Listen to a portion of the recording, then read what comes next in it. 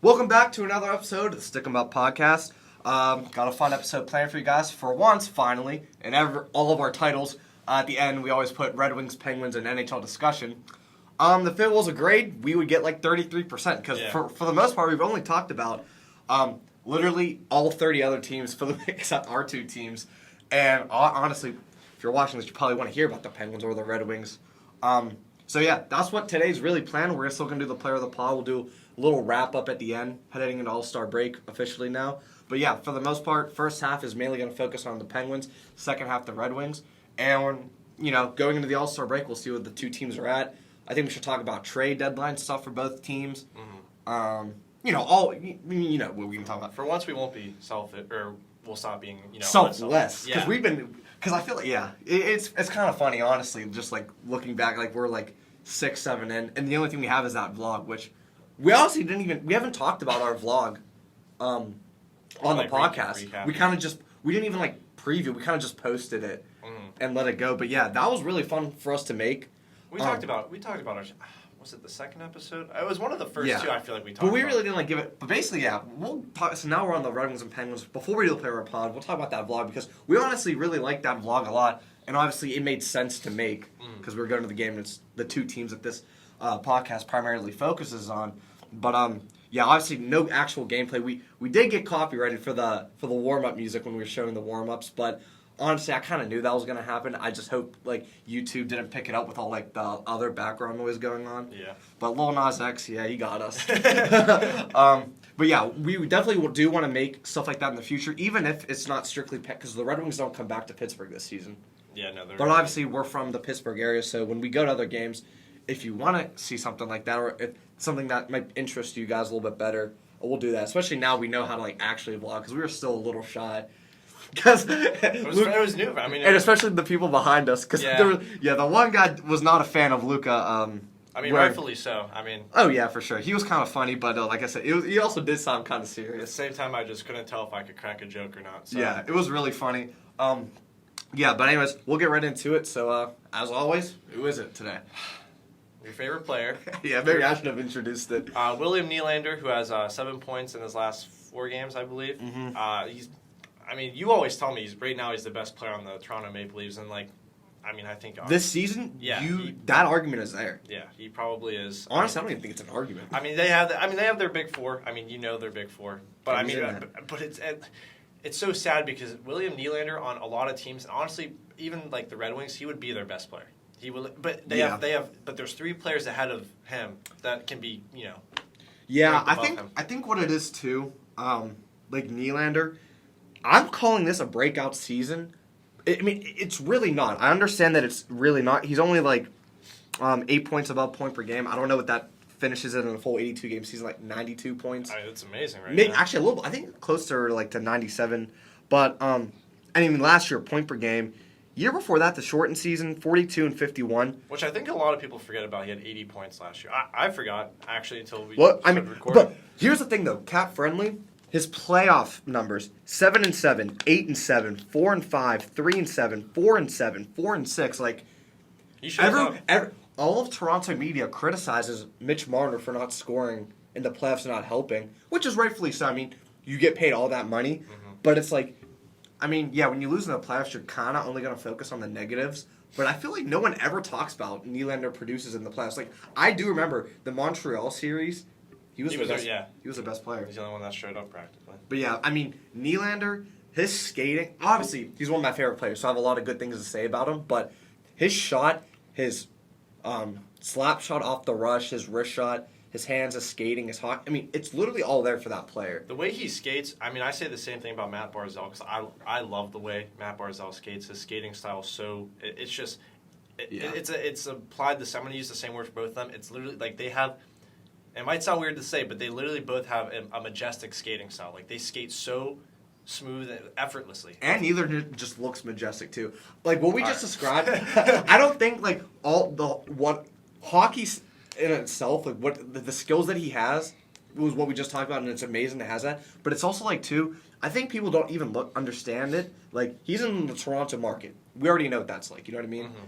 But he's he doesn't care about anyone or anything else. You know what I mean? Mm-hmm. I think I remember there was right when like the start of COVID hit, or like in the middle of it. And I don't know if you remember the photo, but like him and his brother Alex just like posted a picture of them like in like a beach setting. Oh no, I do remember. With like their shirts off, like colored shorts. Like this guy is like he's Willie Styles for a reason. You're a typical rock star. Literally. So yeah, I think that player is just amazing, and like whenever like especially like too. Because it's hard to talk about Nylander without talking about all the other things that goes on with the Leafs, like first round cap issues. You know what I mean? But when they talk about like overplayed players on the Leafs and why they don't have cap space, 2-3 seasons ago, you can maybe say that Nylander's contract was bad and you had to get rid of him. Even though he makes the least out of the big four, he is the most bang for your buck. I feel like though, like salary cap hit wise. You know what I mean? Yeah. No, I mean, remember when he sat out for like the majority of the season? He came back and he had that like. It was bad. He was horrific. What season was that? Was it 15-16? No, it was the 18-19 season. He had 27 points. Oh my god, I did not know it was that bad. It was so bad, but it's also like, I didn't even know. He was 22 at the time, and I mean, changed his number 3 times. Yeah, as well. I mean, maybe that has something to do with it that we just don't know about. But like, swagger. As a 22-year-old, and you sat out for the majority of the season, and you come back and you put up those numbers, like. Yeah, I mean, a lot of people, especially Toronto fans, are going to be disappointed. But you got to, you had to have been aware that could have been a possibility that he was going to be just not himself. And I think a part of it too was like, so what? That's 18-19, so the 2019 playoffs too. Mm-hmm. You got to think that is a young, like the Maple Leafs team. They got good a little too soon. Mm-hmm. I think it was 2018. They faced the Capitals in the first round, and I mean they got absolutely shell shocked. Or was it 17?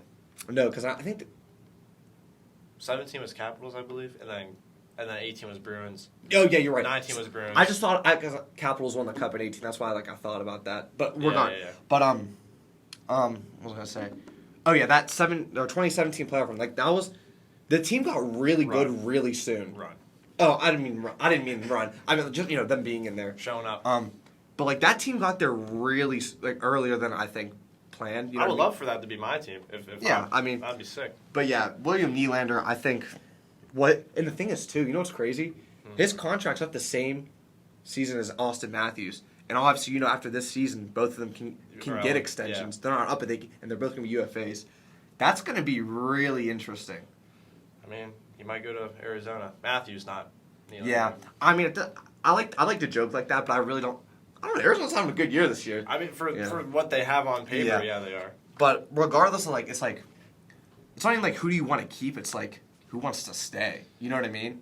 Well, I mean, if Nylander's playing like this, he'll get $9 million on an open market. Probably. He'll probably get more than that. Yeah, because he's free agency. How old is he? What, 26, 25? 26, I think. Yeah, I mean, he's basically. I mean. I'm not even. This is a whole different topic, but however, we'll turn 27 in May. Crazy to think. A lot of people like the different. Everybody has a different opinion on what the prime is, like what a player's prime is in the NHL. So I'm not even gonna get into that, but just bottom or hands down at 27, 26, 27. I mean, he's gonna be producing like this for how many for a long time. And definitely knock on wood for this. Like, he really doesn't get hurt that much either, too. I think it's a cool thing to look at, really good players, you know what I mean? Mm-hmm. And it's like Ovechkin. He never gets hurt. It's just some certain people, they're just so consistent in what you're going to get from them. But, Nylander, there's a reason he's in the All-Star game, and there's going to be a reason when you see in 2 seasons or at the end of this season how much money he's going to start getting to get paid, because he is definitely not he's not your typical rock star. No, he's actually he's legit. Yeah. Anything else before? No. I definitely want to talk about the Leafs a lot. Actually, not too much because there's a big podcast dedicated to that already. Yeah. But I actually do want to talk about the Leafs one of these episodes coming up. It's like, what do we have to say? What do we know compared to other podcasts that cover them? But no, I think we covered them. What we got to say is probably what we heard from them. Yeah, honestly, we're just like, in case you didn't hear, we'll relay the message. But no, he was definitely deserving of this. I mean, it was honestly, I feel like the past week or so has been just a little slow for hockey. I mean, the All-Star weekend. I feel like goal scoring wise, it's been slow. It's a stupid, but you can see our fantasy matchups. Mm-hmm. When a lot of people have 100 points, no matter how good their team is, that's when you know that scoring was good that week. You know what I mean? Yeah, no, but he deserved it. I don't really. I mean, we could have said Giroux because he had 7 and We were thinking Giroux, and then obviously we were thinking Malkin just because he had 4 or whatever in that one game. How many points? He had 2 3-point games in his last 3 games. Yeah. So I guess aside from those two, it wasn't really anything like popping out. Yeah, but I feel like Nylander definitely needs to get talked about. Because you probably know he's good. You just didn't know this season. 59 and 51, plus 17, 28 goals. Pretty good. Mm-hmm. So, spent a little longer on that than we wanted to, but that's fine. But now, hopefully it's what a lot of you guys have been waiting for. I've not been waiting for this, honestly. I've actually been dreading this. But, what's it time for, Luca? Time to talk about our teams. Yeah. And do you want to start with you? No, I don't want to start with okay. I want to start with your team. All right. All right. How about this? Since it's opposite teams, how about like you lead for the Penguins? Ask me. Yeah, yeah. Well, yeah. That's great, actually. I don't ask, but you know what I mean. Like, take the lead. Don't say where do you go from here. What I just want to know. Broad question. What is your mindset with like? What is your thought process with like? What is wrong with the team right now specifically? Is it depth scoring? Is it defense? Is it goaltending? Is it all three? You could easily say all three, but I want to know like in particular what it is and like how do you address it, because we know this team re-signed their big three. You know, they have their 3 locked in because they want to make as many more runs as they can as everybody's getting older. But you know, with the age that they're all at, 35, 36, it's like you can't wait. You have to make the most of the regular season. So, what is your opinion on what you've seen from the Penguins? We'll say from December till now. Because before that they were, you know, there wasn't really. Honestly, you got to go before December. You got to go around my birthday because I think they played the Kings on my birthday. Right. And then like a week after that, they kept winning. They were really good. And then it was like a week or two after my birthday, they had that 7-game losing streak, and that's when it started to get bad. Oh, that was sad. Yeah, but honestly, I mean, I think that I as a devout fan, I can name a lot of problems with the team, but you cannot talk about the Penguins without starting with Jeff Carter. You cannot. And, like, here's the thing. When they brought him in the 56-game season, and he had, like, 11 goals in 14 games to end off after the trade deadline with the Penguins, that was amazing. Everyone loved that. But you can't sit there, and he did well in that Islanders series. I think he had, like, 2 goals or something as well in those 6 games. But no one can tell me that you thought he was – obviously, he wasn't going to score at that rate. Well, let me ask, was the extension necessary?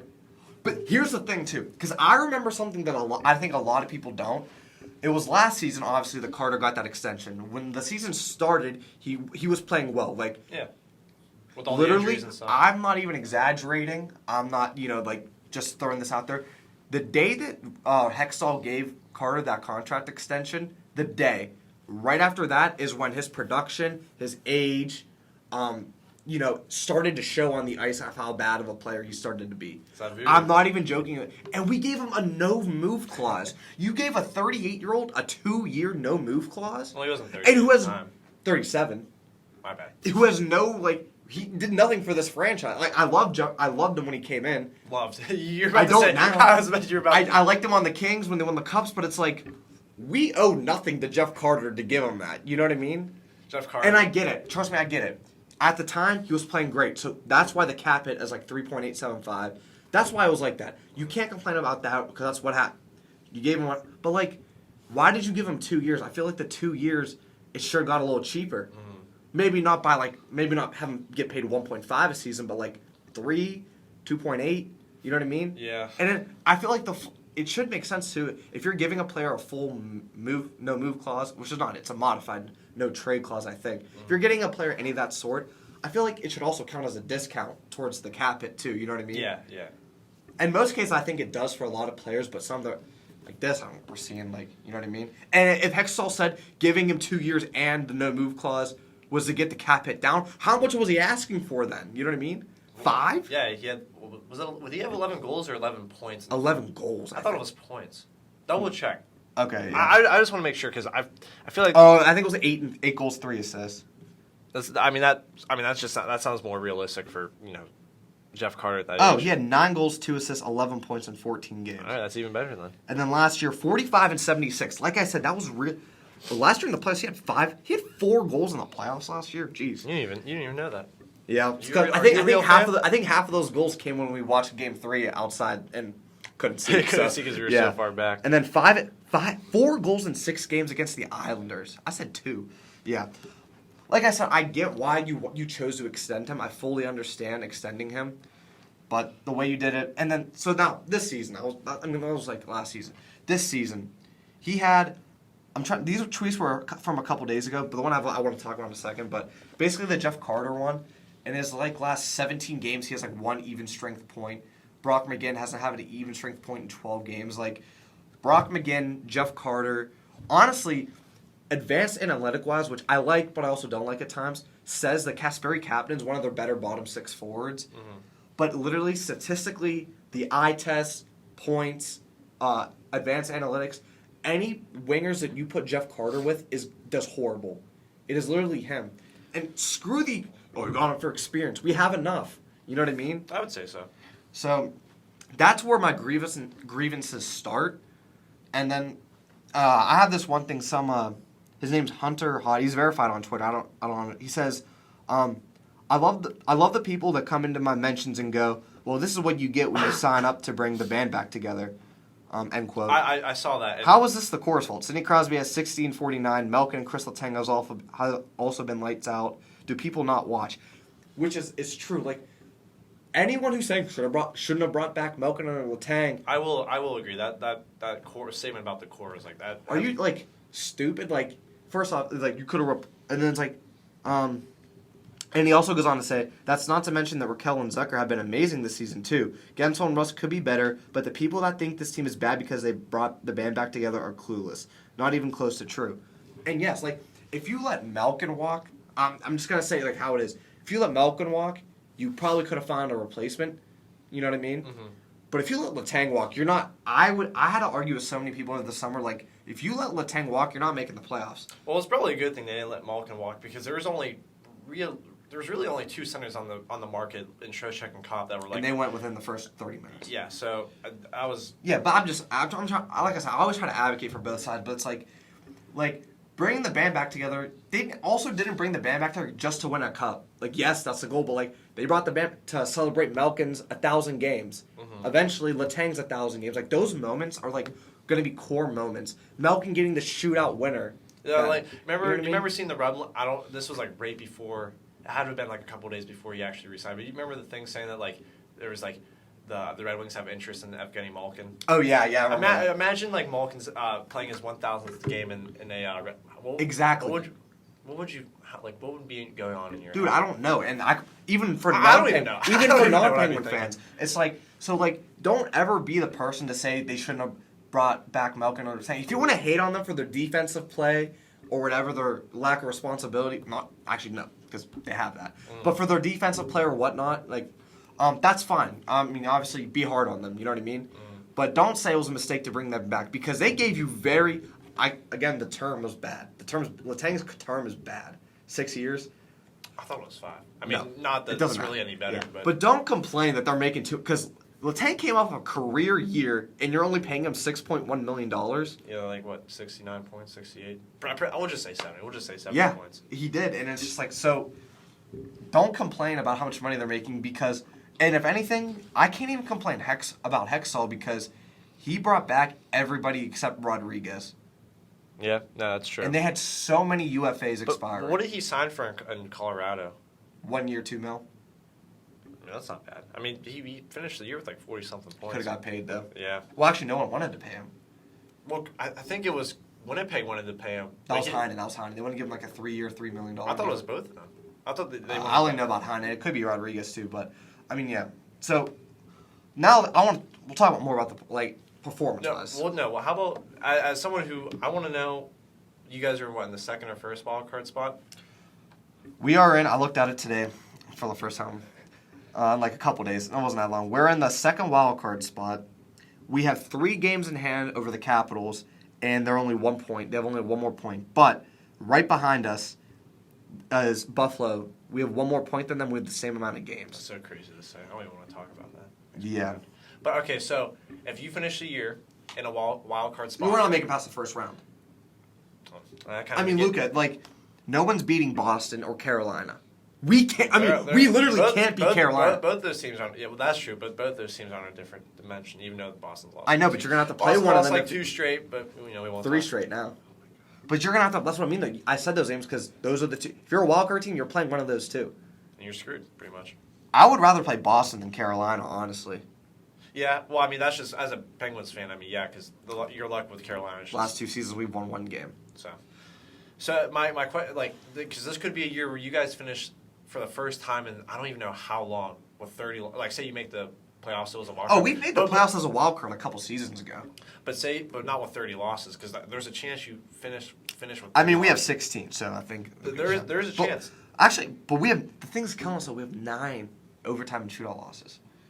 Those always add up, and they can be in your favor, but they also it depends how you look at it. It's like God got those extra points, or it's like, dude, imagine if we would have won half of those games. Mm-hmm. You hear that every year with at least one team. This season, it's going to be the Penguins because it's like it's going to come down to the wire. Yeah, the last year that the Red Wings were like, their whole issue was like, it's all over the place. The 14-15 season when they made it with 100 points, they had like 45 wins, 28 losses, but they had like 11 overtime losses. So I always think about like that kind of makes our record look good, but at the same better. But at the same time, it's like win like 5 of those. But like, I've been starting to look at records this way. I just start to look at them like losses. Like for the Penguins, you've lost 25 games and you've won 24. Oh, that's how you look at it. I mean why not? Like, did you lose those games? You ended up there's an L at them. Yeah. You have SO or OT in front of them, but that's a loss. Well, SO is that's a whole different topic. I actually want to get in the giver. We're making that. Trust me, you're not the only one. A lot of people do, but like I was saying, this is going to be the first time that you guys could possibly finish the year with 30 losses. You still make the wild card, but you have 30 losses. So it's like, does that like draw any concern to like into next year? It's like, will we see? I thought about that actually. You did. All right, so Penguins have made the playoffs 16 straight seasons now. Something like that. Literally, aside from the Red Wings, it's never been done before. Mm-hmm. But that was a cheat code. That's on me. So if the streak comes to an end this year, that is going to be sad, but it's also going to be like, well, it was 16 seasons. Yeah, it had to come to an end eventually. It's impressive. But this is how I look at it, right?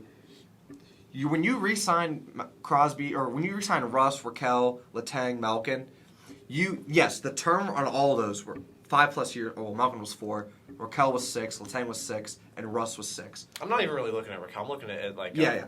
I know what you mean. Raquel's younger though. Okay, yeah, I know what you mean. Not by much. He's like 28, 29. Yeah, but Malkin's like 35, 36. Yeah. Okay, but so like you re-sign those players long term, right? Obviously, everybody knows you're not going to be competitive for that long of years, for 6 more years. Yeah. Obviously, right? But what do they always say? Like, you look for the first 2-3 years, right? So when I saw that they re-signed, I was like, okay, hopefully, definitely this season, and definitely next season. Mm-hmm. So if we miss the playoffs, that's going to suck. Obviously, there's going to be some changes, not drastic ones, but you know what I mean?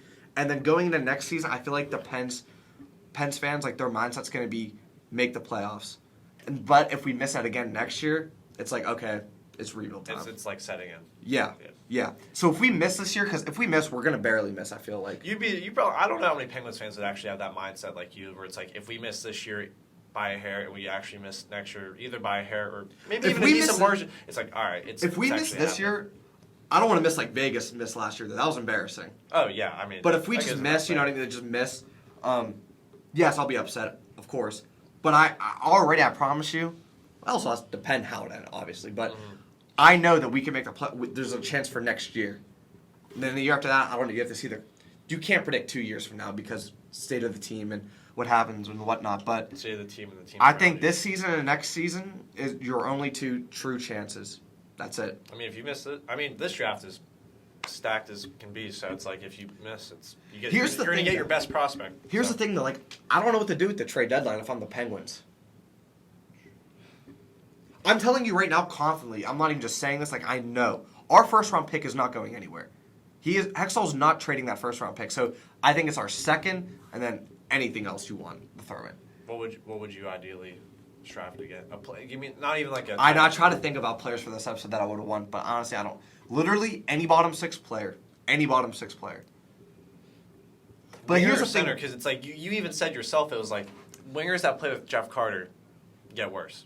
I mean, that's But you're not trading. Jeff Carter's not going anywhere. The only place I want Jeff Carter is fourth line center. But they already tried Bluger at 3C, and Bluger's really not having that great of a year. Like, I get it that he's there for, like, the defense, and he's amazing at that, don't get me wrong. Yeah. He has 1 goal this year. And it was basically an empty netter, because that's when the Columbus goalie, like, dove. Yeah, once. Yeah, so 7. you do need more. And Bluger does have that offensive side to him. I've seen it. You know what I mean? Yeah. I'm starting to really like Ryan Poehling. A lot of people are. You're not the only one that's. I've seen comments on social media saying that like Ryan and Josh Archibald, who I always joked about. I was like, you should be grateful you have him. I said it like in the preseason Because he scored against the Red Wings. Yeah, I think he had like 2 points. Wait, what did he say? Like we said something like Josh Archibald take over, something like. Hopefully, we never have to say that again. I hope we do because I knew I was on to something. No, he's really good. Josh Archibald. Perfect for the other day in like that Penguins group chat that I'm in, I typed in like what the lines should be, but they'll never be. Yeah. And I had like Archibald, like Bluger, Poehling as your fourth. That fourth line is good. Nothing wrong with that. McGinn, he can score. I mean, they're probably gonna do McGinn, Carter, Kapanen. How many more years does McGinn have? 1 or 2? 2 more. We signed him to 4 years. Oh, I got that. I know the salary was. He's good, but like. I don't know. You could find a player he only makes 2.75, but you could find a player so much more cheaper than him, and he's not a third liner. But unfortunately, has he played there before? Dude, he's been there like almost the whole season. The third line left wing, almost the whole season. But it's like, the trade deadline. Here's the difference. This is like the thing I think I want to highlight for like a lot of people. It's like on Cap Friendly, like you see like all the cap space, right? And then there's an option called deadline cap space. Right. We only have that because that's what our LTI is. Yeah. So normally we have like none. Mm-hmm. But like if you go on a team like the Rangers, right? Right now they're not even using LTIR. So, and they have 3.8 million just cap space. But look at their deadline cap space, how it changes. 6.75, 6.78. Well. So all these teams are getting way more cap space. Like here's another one I want you to see that's crazy. Islanders right now have $6.4 million in cap space. Mm-hmm. At the deadline they'll have 11. I don't know how that works or how that. It explains if you hover over the thing, I'll tell you. But that's what. And the Penguins don't have any. So even though a lot of teams don't have actual cap space right now, because you still have to pay the players actual money, so it gets a little cheaper as the season goes further. All these other teams in the division are going to have cap space, and like Carolina is so scary because they have cap space and they have assets to add. So I'm like. Nervous on that too. I mean, with that cap space, you might see a Patrick Kane in New York. Either the New York, mainly the Rangers, because you got those. We've been wanting that all season. I mean, not wanting that, but like thinking that's like his spot. But that's why you probably don't want it, but I've been seeing rumors because Bluger's contract's up after this season. He's a UFA, and I want to keep him because I think he's really good, obviously, right? But he makes $2.2 million and he's not playing well. So I've been hearing people that's like our trade piece to clear up cap and bring in another asset. I mean, maybe he'll just come back. Would you think he would, take less money? I mean, he has no argument. Like he's clearly not having a good year offensively. No, I'm saying they're going to trade him at the deadline to clear up cap to bring in a different player because he makes a lot. And because like Kapanen's going to be really hard to find a trade for at the deadline. Mm-hmm. I mean, Carter's not happening. McGinn's not happening. So who else not? What I wanted, because what I want the defense to be fully healthy, I want it to be Joseph Letang, Pedersen, Petrie, Smith, Ruda. Wait, would Kapanen be hard to trade? Because didn't you say that like out of all the bottom 6 wingers? It's hard because he has another season. You know how weird GMs are with taking that extra year in this state. I think at 3.2. I don't think it'd be as hard to move as you think. I mean, yeah, there certain teams they'll look at his production. They'll look at not just this year, but I mean, it's so weird. It's so weird like how GMs like players because like Martin Kaut was on waivers last week. But San Jose traded for him, and you've seen that. So it's so weird how because teams have different models and analytics that they have that not everyone else does. So like they might think that Kapanen was like really good and no one noticed it, but there are things might tell them that he's like really bad. Mm-hmm. You know what I mean? Yeah. But like 5 more minutes on this, but then I mean realistically, what I just want after the break, I want because the thing with the Smith is he's not big. But, what you're going to get out of him. So, if we have to overwork him, he's going to play bad. Mm-hmm. And if the defense in front of him is going to play bad, well, we're going to let up 6 goals to San Jose. That's embarrassing. Yeah. We let San Jose score 6 goals. I mean, at least you didn't let Erik Karlsson like basically walk through your whole team. I mean, we had like 1 point too. We let the bums score though. Like Hurdle, the name Hurdle, Couture, they didn't score. All those Actually, I think Hurdle. All those no names that were always like, did you know this dude was even like a guy in the league? Jesper Weatherby, now Detroit Red Wing. Yeah, now Grand Rapids Griffin, but yeah. But it's like you and I always make those. It's always the San Jose Sharks. We're like, who is Justin Veal? who is that? Yeah. And there's other names I can't. Other names that I just can't even think of. Him. Cheat. Yep. Like, where did you come? I mean, probably from their minors, but it's like it's just funny because they're just so random. They're just random dudes. Yeah, at the deadline too, like I want to clear up cap. If we can like trade Dumoulin and clear up that 4.1, I know it's basically impossible. I get that, but like if you can trade Dumoulin, they're not going to because first off, he wears the A when Malkin and Letang don't play. He's the first one to wear an A. He's been around forever. The locker room loves him, even though the fan base hates him. They never irritate him, even though you think. I mean, you could give the A to like. I know, but that's what. But like the loyalty, like they're showing him that respect. So I don't think they'll. I think if he's not on the team, it's because they're just not going to re-sign him. He's a +1. Don't ever talk bad on him. He's just not good. I don't know. He's not a minus, and he has 10 assists. Hopefully, if we want to bring in someone, like I think we'll end up trading our second-round pick because that's what we did with Raquel, and that was a steal. But I would literally bet every money in my account that first-round pick is not getting touched. I mean, maybe you like package like I don't even know what you'd package, but like a pick to like Arizona with Dumoulin. Just for cap relief for the remainder of this, Yeah, but it's like just say it's. I don't think it's gonna work because we've seen cap that's way less go for like more. But I feel like just say like Dumoulin and a second for future considerations to Arizona, right? Then now what asset are you giving up to bring in a player though? Because I doubt that Hextall wants to go into next year's second. Doesn't want to do first. I don't know what impact player you're really going to get with a third or a fourth. Yeah. I mean, you definitely could find one. There definitely will be that. But, I don't know if Hextall will find that. You know what I'm getting at? Travis Boyd, first line center. Travis Boyd for Dumoulin in a second, I would so do that. In a heartbeat. I would so do that. I mean, he knows what first-line responsibilities are like because he's been there for 2 years. But, yeah, trade deadline, like, probably really, like I said, maybe just... No, actually, I thought about this today. You know who I really want? Karel Vejmelka. You're not the only person. Because but it's going to get... He makes like 2.75 for the next 3 years. I'm pretty sure they're also asking for like a good return as well. I know, it's not going to happen, but if we got Karel Vejmelka, like if that's like trade day and like that's what we like... Oh my God, I'm losing. I mean, yeah, they're not... I mean, their GM, whatever Armstrong it is, but like he's not an idiot. They know they're not going to get like a king's ransom. Yeah. But like they know how he performs for some reason on a garbage team. So like they've already said that they're asking for like something like decent, something that they know is actually worth the value that he can give. After this, one thing I want to end on too. After the Sharks loss, Josh Owie tweeted out. Mike Sullivan said this exact quote. Mm-hmm. It starts with me. I have to do a better job of coaching these guys. I have never heard him say that his 6-7 years here in Pittsburgh. I don't think... Because, like, no one ever blames Sullivan. The only thing you criticize him for is the lines. Mm. But, I mean, listen, I don't want him to go. I love him. The guys trust him, obviously. But it's like in Winnipeg with Paul Maurice. If the guys aren't listening to you and they're not playing what you want to... the coach has to go. You know what I mean? I personally don't think it's the coach that's an issue. It's just, like... And I think we're seeing... But like, the thing is, it's swagger. We always joke about it, but it's serious. We don't see the Penguins play with it this season. I think what it is that, and you hear this all the time, and I think maybe this might be the issue. I don't know St. Louis's issue to be exact, but maybe the message in the room is just it's just stale. And it's like because the roster, you look at the team on paper, and you're like, that's a good team. That's a team. The Blues? No, actually them too, yeah. But we're talking about the Penguins. I mean, they've been this good for like the past 6-7 years with under the same management. Teams are getting younger, faster, and like can adapt to what Sullivan puts out. So maybe that also could be a thing. That might also be a thing with Craig. But Berube. You know what? Like we're not seeing that we saw in the 16 and 17 Cup teams, like the Russ get called up, the Kuhnhackl, you know what I mean? Yeah. We don't see that because we're sticking with the same thing. Yeah, actually. Drew O'Connor, he's been playing a lot better lately. Mm-hmm. I need him to get more ice time. I think Poulin's still on that leave, so obviously he can't. Mm-hmm. Call up Hollander. I want to see Puustinen again. Mm-hmm. Call up Puustinen. Call up Nylander. Like, you have these players that, like, yes, in the long run, maybe they won't amount to anything.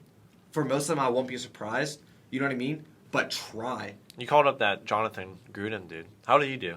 I mean, I can't watch the games up here, so. Well, I guess you. And he's fourth line center, so he probably got under 8 minutes a night. And that's another thing too. Sullivan doesn't give O'Connor any minutes. Well, in his 3 games he had zero points, but I mean he finished with a 0 rating, so at least he wasn't like anything. I don't even know if he was on the penalty card or nothing, but I would love to see more of him too. You know what I mean? Mm-hmm. But you got to start giving the bottom 6 a look, because putting Bluger and Carter in the same position and putting Paling a fourth line center is not going to cut it. Like, I think you actually need to like grow some balls and healthy scratch Jeff Carter. Like, you do. You have to. You cannot tell me that, like, the management does not see Jeff Carter as a problem. A toddler can see that it's not working. Here's the thing with, like, the management. Hextall's not, like, old by any means, but it's, like, he's been around the game for a while, where it's, like, someone like Jeff Carter, who's won Stanley Cups, who's been a producer for the majority of his career until, like, the tail end. It's just like the reputation, so you keep him in. And I think it's as simple as that. Oh, you're 100% right on that. It's like a Keith Yandel thing before he got scratched last season, I guess. Yeah. And to some extent. But it's like, yeah, we got to wrap it up because we got to get to the Red Wings. But all in all, I already know what I titled this video. Like the end of an era or something, which it is. That's not a lie, but if we miss the playoffs this season and Hextall makes the wrong moves in the offseason again, like with Marino and that, then could probably officially be the end. Yeah, I wonder if, real quick, if who bought the pen? Oh, Fenway Sports Group. I wonder if they fire Hextall after this season, because they bought the Penguins because they knew they're going to make the money, and attendance has been low at PPG Paints this season. Oh, it's something to think about. That's an off-season topic, but it's something to think about. I'm not sure why. But it's also, if you fire Hextall, you probably have to fire Brian Burke. No one fires Brian Burke. He might have actually, I don't know, but he just looks like that guy you don't fire. Only Brian Burke fires Brian Burke. He hasn't talked to the media in a while, actually. Actually, now that I think about it, neither has Hextall. They barely do. Is Brian Burke alive? I don't know. I am interested to see. Yeah. They have to talk to the press soon, but we'll see. But we do got to move on though, because we'll go to like to the 55-minute mark. Because what are we at right now? 38. Oh yeah. All right, so the Red Wings. What's going on with the... Actually, I'll take the lead on this. I was actually looking at the Red Wings cap friendly today because I was just like bored and looking at it. Man, these Grand Rapids Griffins, if they don't win a Calder Cup with Jacob Vrana, Marco Kasper Berggren... But he's not down there. He's overseas. Who? Casper. Oh, it just says because it says loan. That's why. Yeah.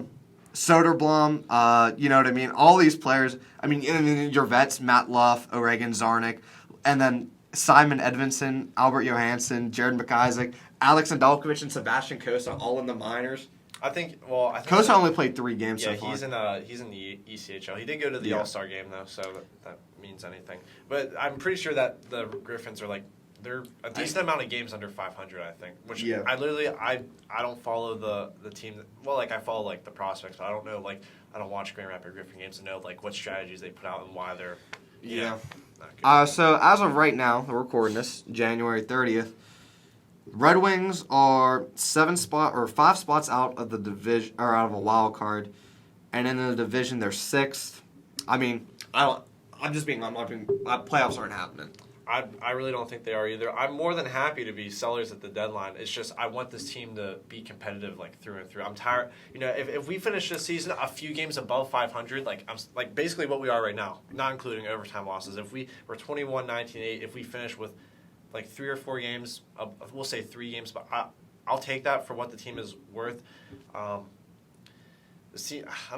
can't use the excuse this team is young, but this team is just like kind of... It's an experience. It is, and I think they're just realizing like what it's like to, I don't want to say like what it's like to actually start making a name for yourself. Because what did we talk about last episode? The rebuild's easy, it's getting out of it that's the hard part. Yeah. And that's what I said that Detroit was in, so it makes sense why you feel that way right now. I mean, what question do you like? Where do you want to start? Well, you said you don't mind selling, but you still want to stay competitive. But so far, the theme with this podcast, it's for this season. If you're bad, keep getting bad and you've been saying how good the draft class is. So I don't know. I get why you want to keep winning because you want your players to produce. Yeah.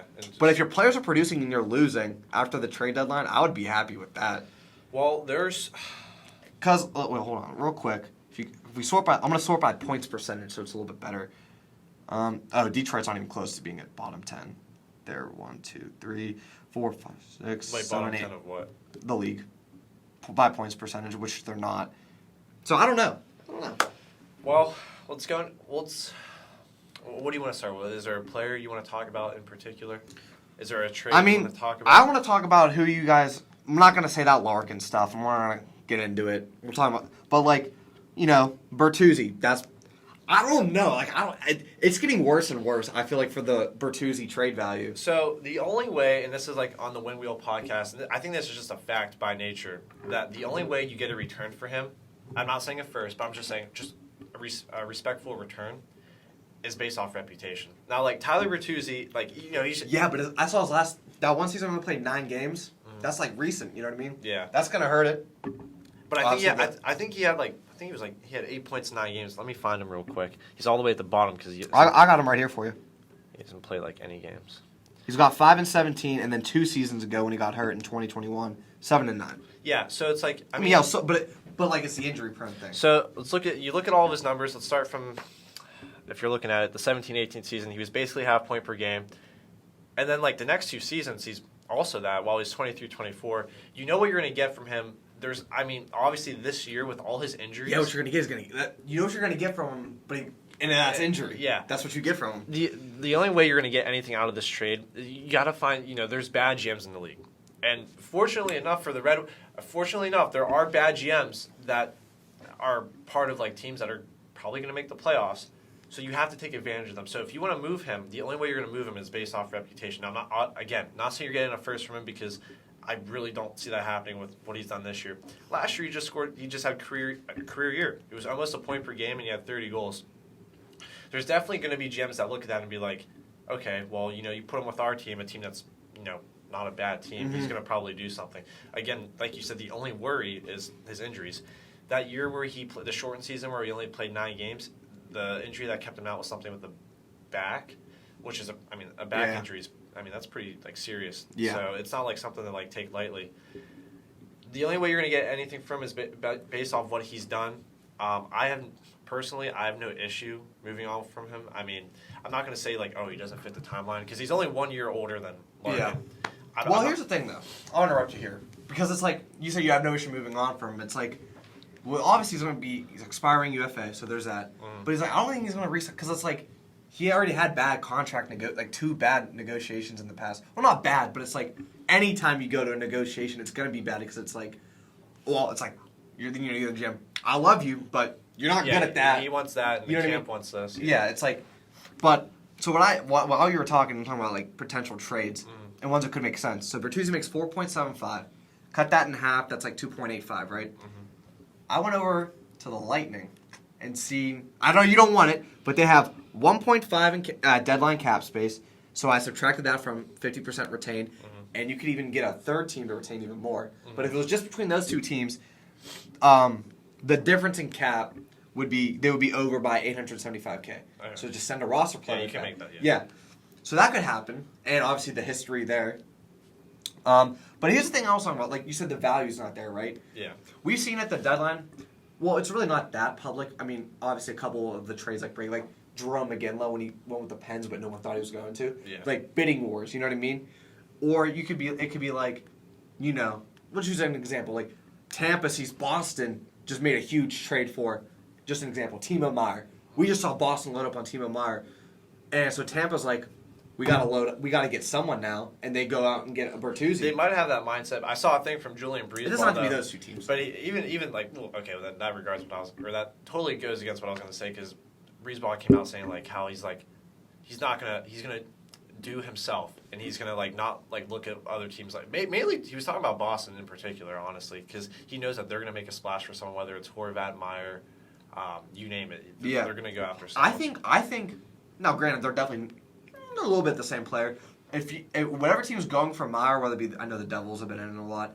If you don't get Meyer, if you're like really going for him, Bertuzzi's a great consolation prize. I mean, and I feel like if that's how Bertuzzi gets traded as a consolation, then that team's going to give up not as much as they were going to give up for Meyer, but more than they would if they just wanted Bertuzzi. Because they're desperate. You know what I mean? Exactly. So I think if you do see Bertuzzi, because I mean, I'll be honest. Right now, if I was a GM, I'd say he's worth like if it was Bertuzzi, 50% retained for a second, I think I would make that trade. I mean, maybe you got to give me like Bertuzzi and a 6 for a second. I'm assuming you're a smart GM, so yeah, that would make sense. Hopefully, there's probably Ken Holland exists as always, so it's like you can always see what goes on there. So like bottom line to move on because I'm sure you'll probably have something else. Yeah, I'm fine with moving on from him.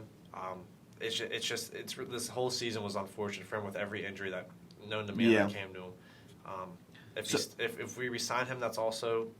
Like I'm not mad with that, but we have players coming up, so it's like I mean, obviously the playoffs are probably out of the question, so you're definitely going to be selling. But like, here's the thing: Buffalo, they might miss. They might not honestly add a little bit, but like they're not going to sell. You know what I mean? But I mean, Detroit's definitely not going to add. But like, if you're Detroit, it's really just like, I'm looking at. Obviously, you could trade. I mean, you told me yourself you could trade Ernie and like Sundqvist, but you're not going to really get anything in Suter. I mean, so you might get something for Suter. You'll get scraps. Basically. But it's like, other than Bertuzzi, I really don't know who else you could trade. Though I mean, no one's going to take Nedeljkovic. Why would you? I don't even know what he's doing in the AHL because again, that's how little I've paid attention to them. I can tell you right now. It was got 9-17 in 9 games. I mean, I'd hope he'd have. Yeah, I'd hope so. But Verona, I looked at his thing in the AHL today. Yeah, I told you. Do you know what he has? Do you know what he has? How many games has he played? 12. I think he has like 5. Yeah. That's concerning. Well, the first 8 games he had 1 point, and then not saying that it's a bright spot, but the last 3 games apparently he's been doing better. It's a whole conditioning thing. I don't know. Again, I don't know what he was doing, why he went into the NHL. Honestly, we might know after he retires, why he went. Whatever happened to Jacob Vrana, something like that. So whatever caused because when he came back, when it was announced that he's coming back, he said to the media that he he tried to condition as best as possible. Clearly that wasn't the case. I mean, that's the reason why he's down there because in practice he was the Red Wings practice. He was not performing in practice. Yeah, they did not like what he was doing. So yeah, I mean, obviously you can't trade. I mean, you already put him through but that's different. But you're not trading him. This season as a whole is really just a learning experience. You have a whole new bench. You're definitely not trading him in the off season either. Who, Verona? Yeah. No one's taking. But then next season, going to be a UFA after that season, after next season. Maybe he plays well. Can trade him depending on, like I said, where the team's at. Hopefully, you shouldn't be selling next season. I hope not. Hardcore at least, but yeah. So like I was saying, this whole season is really just it's a learning curve. Like you said, they're exiting the rebuild. So that's like you said, it's the hardest part really. They have a whole new bench. They have tactics from Derek Lalonde and the Tampa Bay Lightning that they're putting in there. Tactics. Yeah, they have all this stuff that they're implementing. The team is young for the most part. I mean, a bright spot of this season has been Jonathan Berggren, he's been great ever since he's been called up. And I mean, obviously you watch the games with me because you can't watch Penguin games, but if you watch him, the reason why he was such a highly touted prospect was because of his poise and his control of the puck. He's so patient with the puck, it's unbelievable. Well, the thing is too, it's Berggren shouldn't. Soderblom shouldn't even got sent down, but it's you're like the Canadians. Well, no, Soderblom was he was it was good to see him, and he has this he element. A minus though. I know, but we went to the Penguins game, and he got thrown around Oh yeah, he did. There's some part he needs to work on stuff. I have no issue. It was by someone bad, someone small too. I know. There's things he needs to work on. I have no issue with him being in the AHL. But what I mean, you might have to send Berggren down. I think you already did a couple. It was just a paper transaction. Because I remember Cap Friendly they have it. I don't even remember that. Veleno got called back up. It's those paper transactions. Oh, yeah. But, for you guys, you guys have so many NHL cable, the Canadians, you know what I mean? Yeah. Not good, but, you have good NHL forwards, so it's hard to put everyone when you're fully healthy, and obviously Zadina even come. I know he's back. His time frame has been pushed back so many. He should be back when All-Star weekend ends and, teams are resuming. But, all I want for the rest of the season, missing the playoffs is definitely not the worst thing with this draft class. I told you I have a theory of I like to be optimistic sometimes, even though with this team it's hard to be. Well, you're usually pessimistic. Yeah, but it's like all the years where we've been like horrific to watch, but we missed the playoffs, so we didn't get a top 3. When Adam Ernie's your top goal scorer in a season, that's the problem. You should probably get the first overall pick, but we didn't. And you didn't. So, but like my theory is that like out of all the years that we didn't get a lottery pick, and this is the year that we're kind of just like treading above water, and we still miss. It'd be cool just to like get that final piece, because realistically, like we need it. Like aside from Raymond, who like. He will be something in the league. He will be an elite winger. He's only 20 years old. It'd be nice to have just another. It would be nice to have a superstar, a top 3 pick. That would be amazing. Yeah. The only way we get it in the draft is if we have the luck of the odds, which we haven't had before. I mean, the only person I could see maybe is Kubalik. Doing what? Oh, trading. Yeah. You could definitely get something for him. Yeah, I mean. But it's like, this is the part of the rebuild that's important though. It's like, do you see this player being a part? Well, it's also that. It's also like with Yzerman, and I think this is most GMs, but mainly for him, it's like you're not going to move Kubalik if it's for nothing. Like you're going to keep him. I doubt you get nothing less. At least you're getting at least a second if you trade him at the deadline. Yeah, I know, but that's like it's like the rebuild part. Like I've been saying it so many times. Coming out with this part, it's like you're finding out like, okay, Vron is not really working, or like our backup Nedeljkovic not really working, or Zadina, he's not going to work out. Mm-hmm. You know what I mean? So it's like, this is the stage like when we're talking about all these decisions. Is what the rebuild's all about. Now the Larkin contract, obviously not every team's going to have their number 1 center and need a new contract right in the middle of like their rebuild. Mm-hmm. But like that's part of it too. Yeah, I mean, I'm just going to be upfront. I don't see him leaving. I mean, I saw a thing today saying that the discussions between the two have actually been like his camp and Yzerman have actually like there's not been like any like hot water or anything. It's actually been fine. They've agreed on 8 years. They're just trying to find like the right dollar. So I'm not really worried about him at all. I find that so like I agree. I'm not disagreeing with that thing. I just think it's so crazy how like you say they're struggling to find the cap for him, but it's like again, he's not an 11 mil player. Like I could see him as a 10 mil open market, but it's like. I don't know why it's so hard to agree on his value because 1, he wants to be there. 2, he's like the longest tenured one. He loves it there. Everybody loves him. It just makes sense for him to re-sign. And like Detroit's not a team that's going to be in cap hell for like the next 3 seasons either. You know what I mean? Yeah. I mean, when Sider and Raymond's ELCs obviously, but like, I mean, I don't know why you're so conservative over $1 million, especially when the cap's going up. That's where my confusion's at. And he's using this reason doesn't really make sense.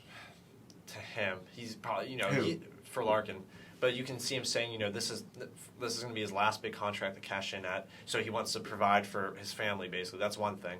But I get why he wants.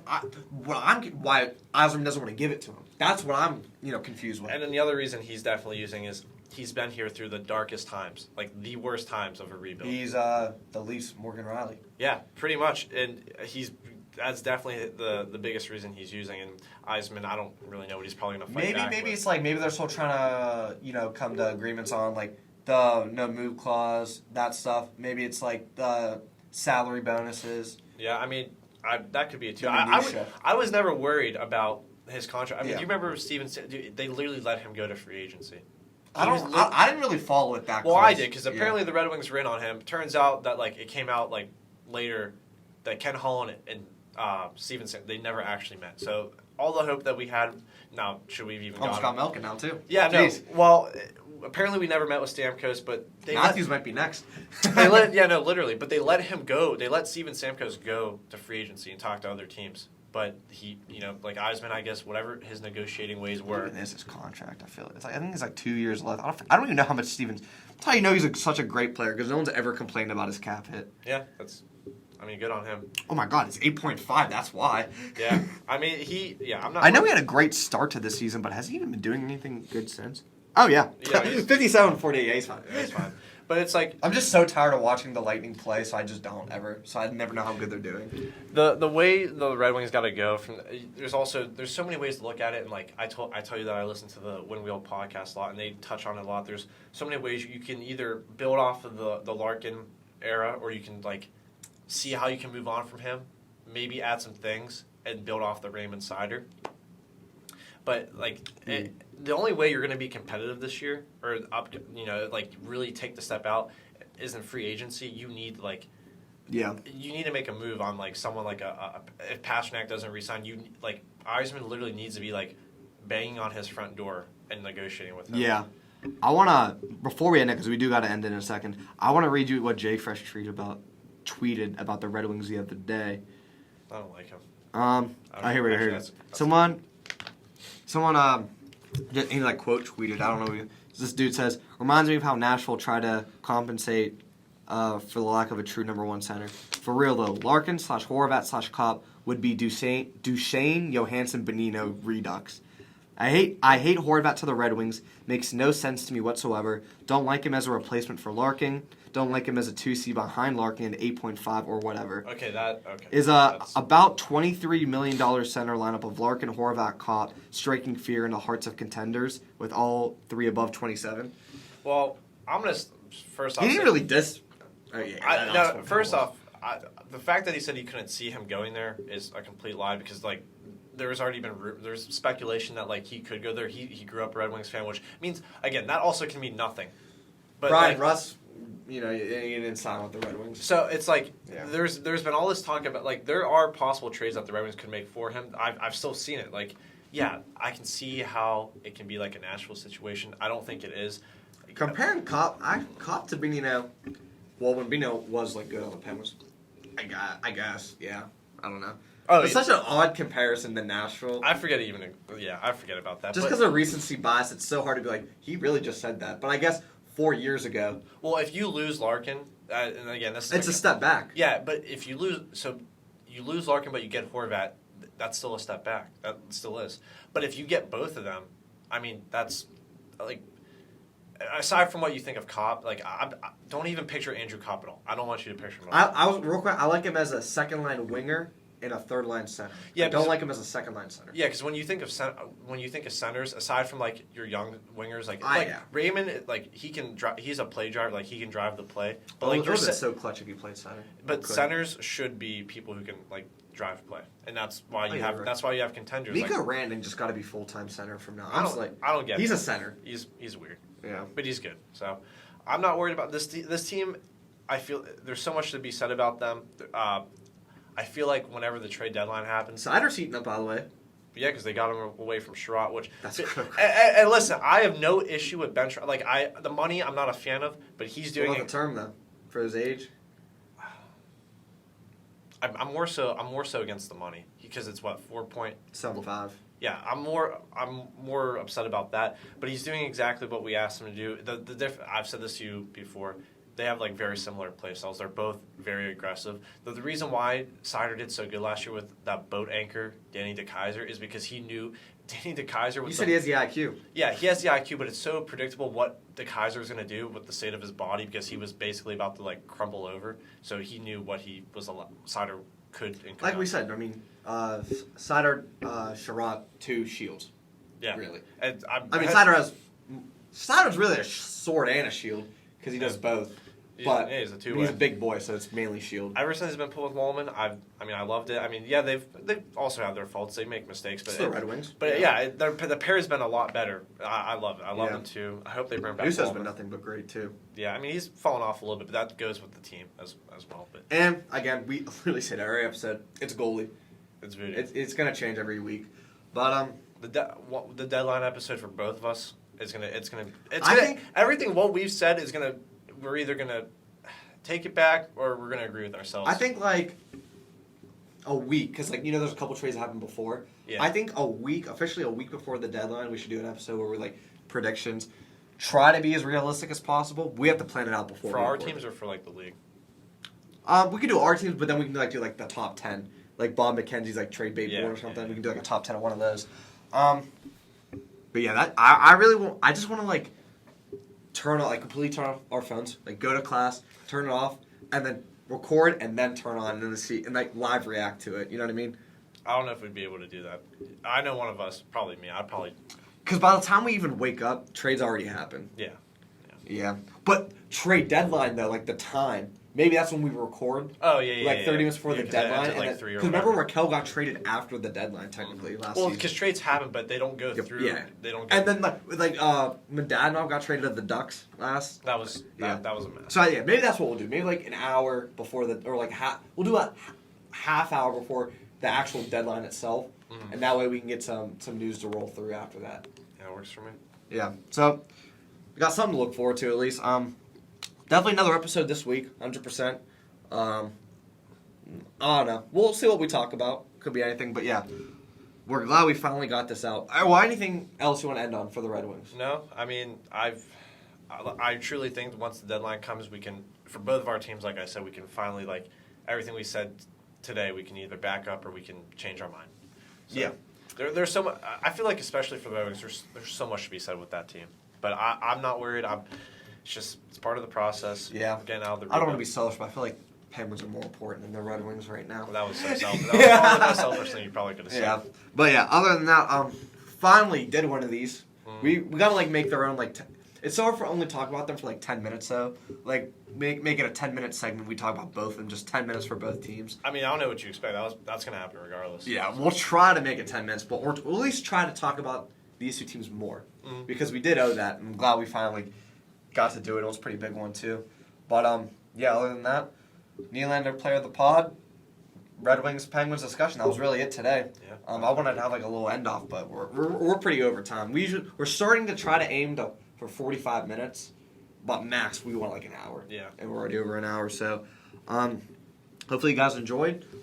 See you in a couple days. Luke, anything else? No, I'm all good. All right. See you guys on the next one. See ya.